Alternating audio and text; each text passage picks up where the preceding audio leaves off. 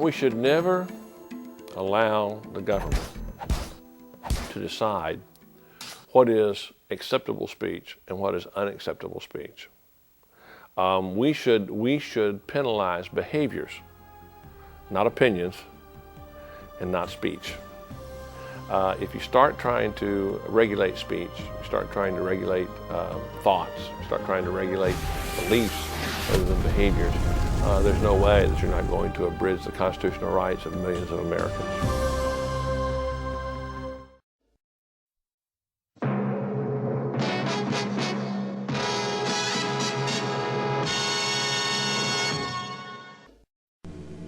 I am Patrick McGugan, John Drake, but you also know me as Number 6. Who was I, really? I represented you, the private citizen. It was symbolism of the socialist world order we see today. You didn't get it, did you? Now we all are facing this reality, that all are controlled by the New World Order.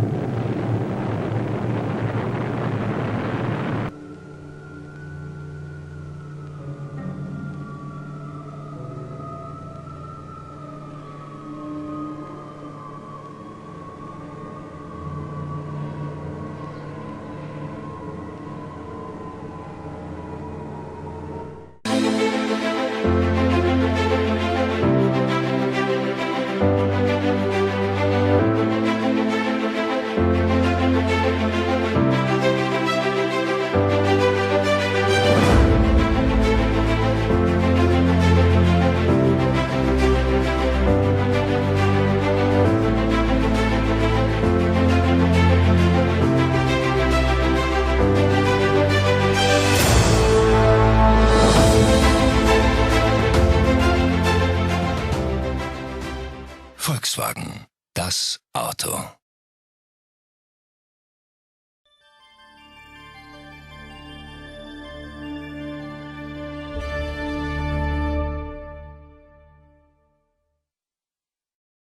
An unidentified eyewitness recalled what he saw that night.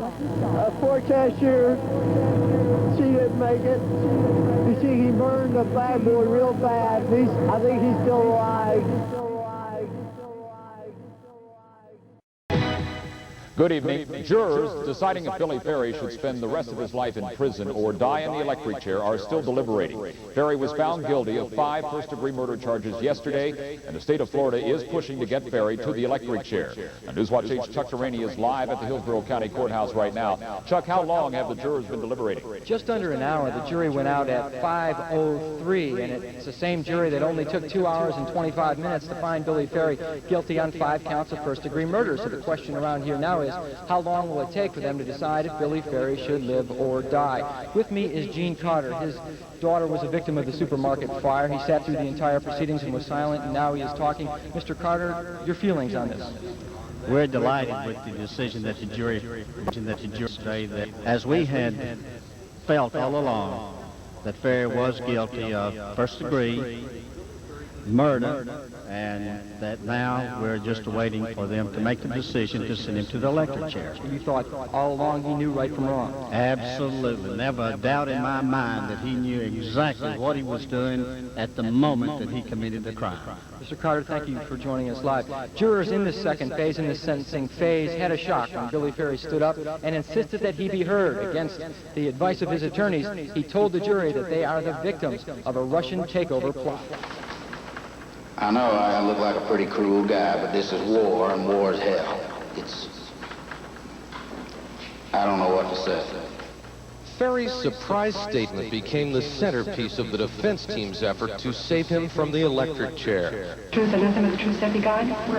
The videotape testimony of Ferry's 9-year-old son was a touching moment, the appeal of a boy for his father's life. Do you want him to be able to visit you? Yes, I do. Do you want to be able to visit him? Yes. Do you want him to live? Yes. After his son's statement, Ferry reacted like a father whose boy had just hit a Little League home run. Her daughter-in-law, Marty, and her granddaughter, Jennifer. You were telling me before you felt you should have had a chance, as Billy Ferry's family did. Yes. It seems to me Billy Ferry was already convicted of 5 murders, the worst murders could ever be committed. And the family that is so caring of Billy Ferry Jr. put his son, 9-year-old son, on a videotape to show to the jurors so they wouldn't give the death penalty. Why can't the victims' families show what they want done with Billy Ferry? So his mother is going to have high blood pressure.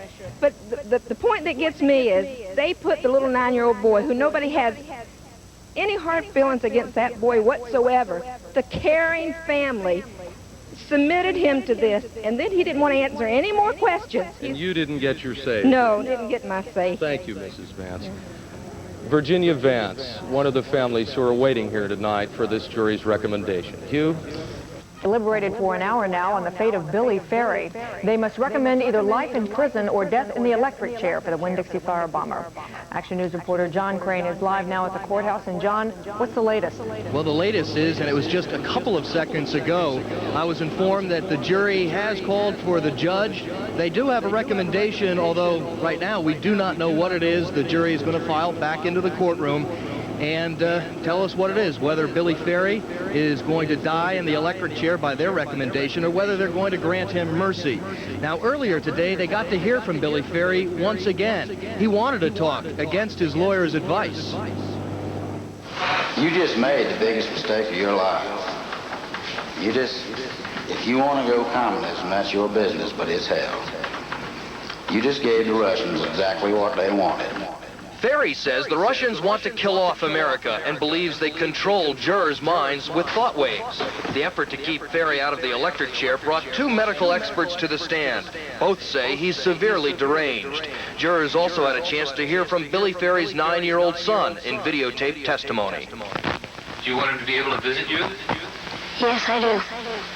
Do you want to be able to visit him? Yes. Do you want him to live?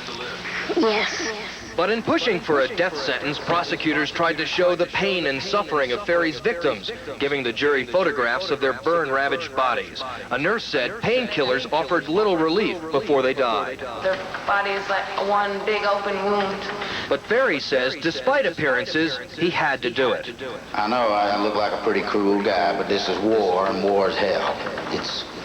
And there having been no legal cause shown to preclude the imposition of sentence, Mr. Ferry, it is therefore the sentence of this court as to each of counts 1 through 5 that you be committed to the custody of the Florida Department of Corrections and that you be put to death as provided for by the laws of the state of Florida at such time as the governor of the state shall by his warrant appoint. After the sentencing, the victims' families reacted. They had more than 2 years of grief behind them. As a matter of fact, I intend, as soon as I get home, send a telegram to Graham, volunteer my services free of charge to be the executor. We did not want vengeance, but my son now, the anger can be put aside now, and it's not going to bring his family back, but my son's anger can be set aside, and I'm grateful for that. As to each of counts 1 through 5, that you be committed to the custody of the Florida Department of Corrections and that you be put to death as provided for by the laws of the state of Florida. Shaking because he was allegedly injected with antipsychotic drugs, Billy Ferry is now on death row. The judge, citing Ferry's previous record and the suffering of the victims, disregarded the jury recommendation and sent Ferry to the chair. Oh, fantastic. After the sentence, victims' families praised the judge's decision. I intend, as soon as I get home, send a telegram to Graham, volunteer my services free of charge to be the executor. Billy Ferry is putting himself in the electric chair, no one else. Billy Ferry set fire to the supermarket on 4th of July weekend 2 years ago. Ferry blamed the supermarket for being a Russian installation, and since, his has been in. According to the state attorney, a defense that the judge today didn't buy. I don't think anybody has to make an excuse for the fact that Mr. Ferry should be sentenced to death. I know the state of Florida doesn't intend to. We don't apologize. It's what he deserves under the circumstances. Very angry about it, and that he was going to blow them up, and that he'd get rid of the bastards right then and there, once and for all. Key testimony to the prosecution tried to offset defense claims of insanity, tried to show that Ferry had planned the attack on the Winn-Dixie. Warren Elling, Pulse 13, Hillsborough County. With gasoline, then bent down with a cigarette lighter in his hand. The place went up in flames, and the flames had accumulated on my back, and the gasoline had been spilled on there.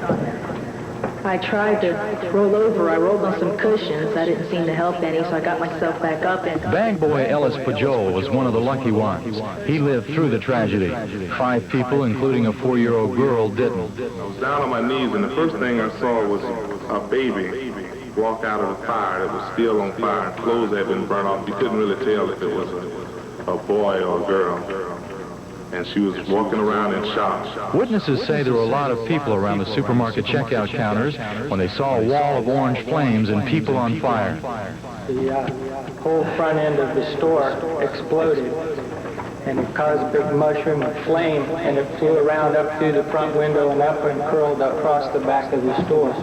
In all, 14 people who were either working or shopping in the store that night and must still bear the emotional or physical scars of the firebombing recounted their experiences today as the state continues to try to put Billy Ferry in Florida's electric chair.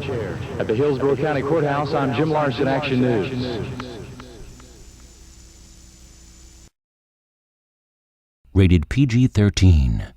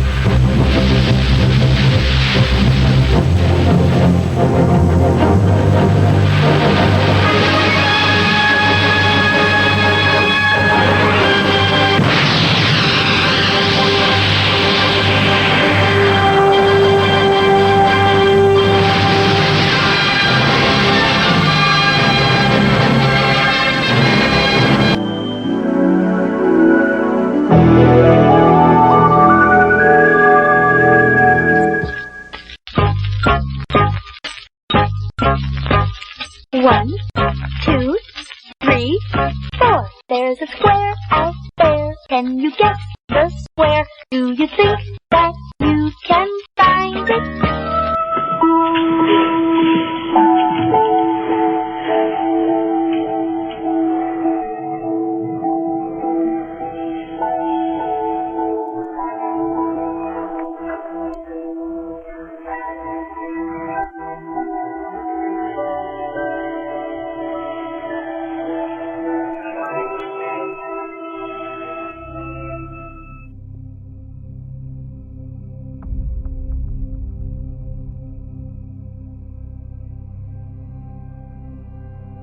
I see trees of green,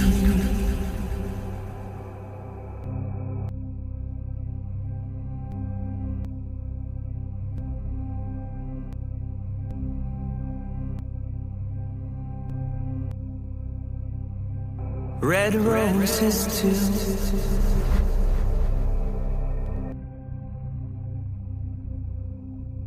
I see them bloom for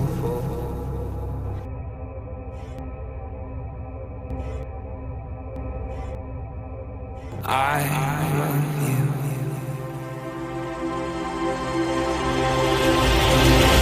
I think to myself,